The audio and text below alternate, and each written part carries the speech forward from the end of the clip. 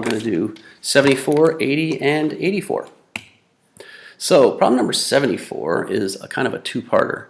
What we've got going on here is, based on the summation notation you see here, the sum from 51 to 100 of n minus n equals 1 to 50 of n. So it's a partial sum, and what we're going to have to do is find the two partial sums. Now, key things to remember when we're finding partial sums. This means from 51 to 100, that's from term 51 to term 100. Now, we need to know the number of terms, and if we count from 51 to 100 carefully, which no one in their right mind would want to do, probably the easiest way is to take 100 minus 51, which is 49, and that is not the number of terms. Because we're starting at 51, we have to add one back. What it means is that there are 50 terms from 51 to 100. Similarly, if you go from 1 to 50, if you go from 1 to 10, that's 10 terms. Count it out. Use your fingers. If you go from 1 to 50, that's also 50 terms.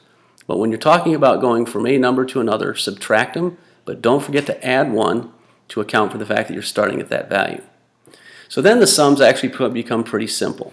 If we take a look at the first one, we'll do that in red, then that ends up being 50 terms, don't forget to divide by 2, times the first term plus the last term. Now this is a pretty easy equation. The first term would be plugging 51 in for n, which is 51. The last term would be, well, at 100, meaning plugging 100 in for n. And then we do something similar. We'll do that in blue for this piece. Now we are subtracting it. There are still 50 terms.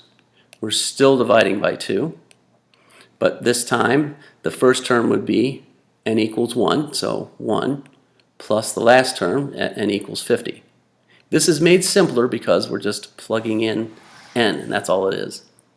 Now, I've already run the numbers on these, but if you follow along and do it, you'll discover that this first, that is the one in red, is 3,775, and the one in blue, which we're subtracting, is 1,275. Which means after we subtract them, we get our total, which is 2,500, and that's it. Okay. Something very similar in the next. Now, please bear in mind, when we're asked to find this sum, it's from 0 to 100.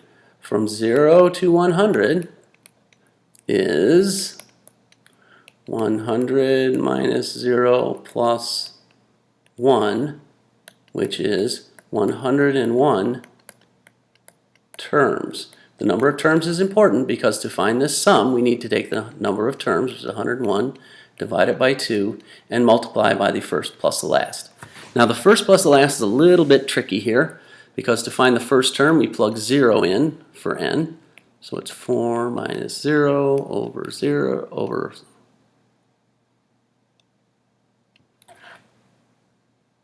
Whoops, I've written this wrong.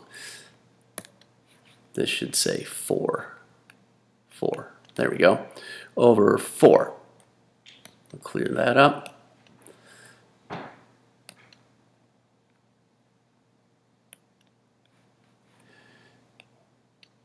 Otherwise, it's undefined, and that's a bit of a problem.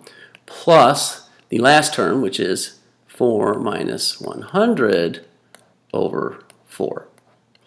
Now, you work through this, 101 divided by 2. If you want to write the decimal, you can. 4 minus 0 divided by 4 is really just 1.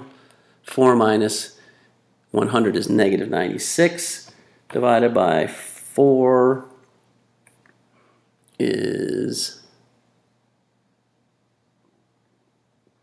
Let's double check.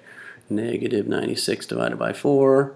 100 divided by 4, take away 1. So that's negative 24. So this becomes 101 divided by 2 times negative 23. So our sum is going to end up being negative, which kind of makes sense because it's going all the way out to a negative 96, right?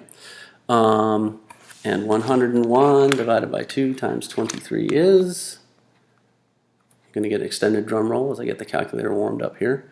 23 times 101 divided by 2 is 1,161.5.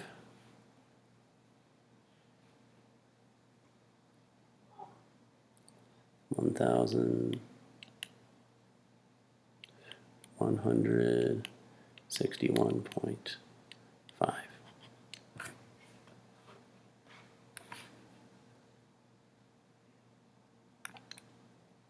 So, for the next part, we are looking at an auditorium has 20 rows of seats. There are 20 seats in the first row, 21 in the second row, and 22 seats in the third row, and so on. So, here's what's happening. First off, we need an explicit formula. We know that the first row has 20 seats, plus n minus 1, and because it's going from 20 to 21, we know that the constant difference is 1. Now I'm going to simplify that. 20 plus n minus 1 is really 19 plus n. And then we're taking the sum from row 1 all the way up to row 20 of that equation. Now, from 1 to 20 is 20 rows, they tell us. So 20 divided by 2 times, well, we know the first row has 20 plus, then if we plug in 20, 19 plus 20 is 39. And that equals what? 20 divided by 2 is 10. 20 plus 39 is 59. 10 times 59 is 590. So there's 590 seats. And that's it.